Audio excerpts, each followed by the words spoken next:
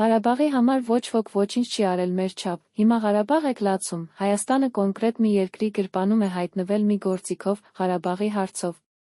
Այս մասին այսօր նոյեմբերի 13-ին ԱԺՎ-ում 2026 թվականի բյուջեի նախագծի քննարկման ժամանակ ամփոփիչ իր ելույթում նշեց վարչապետ Նիկոլ Փաշինյանը։ Ուրիշ որևէ պատճառ բացատրություն չկա։ Ընդդիմության պատգամավորը բանակում ուրիշ երկրի ազդեցության գործակալների մասին է խոսում, բայց եթե բանը հասել է այդտեղ, եկեք մի հատ փորձենք ցուցակ կազմել 2018 թվականի դրությամբ այդ երկրի ազդեցության գործակալ հանդիսացող-չհանդիսացողների միջ։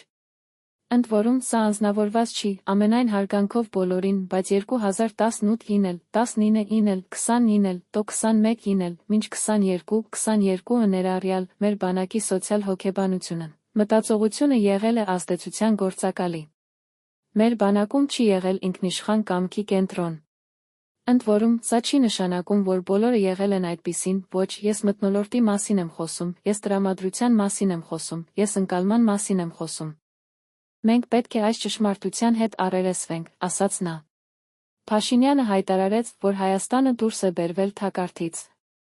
Այսօր այս մարդիկ ասում են, դե ինչ ուզել են, տվել եք։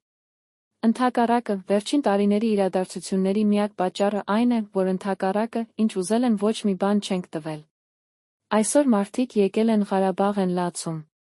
Ոչ մեկ մեր չափ ոչինչ չի արել Ղարաբաղի համար, սկսած ֆինանսականից, ինչը երում է բյուջետային թվերով, սկսած մնացածից, ինչը չի երում ու չի էլ երալու երբեք։ 2018-ին ինչի մենք զիջումների չգնացինք։ Մինչ տարվա վերջ էլ էդ թեման էլ կփակենք, էդ բանակցային փաթեթներն էլ կհրապարակենք, որովհետև մեզնից ուզվում էր Հայաստանի ինքնիշխանությունն ու անկախությունը։ Դա այդպես չէր ծագերբվում։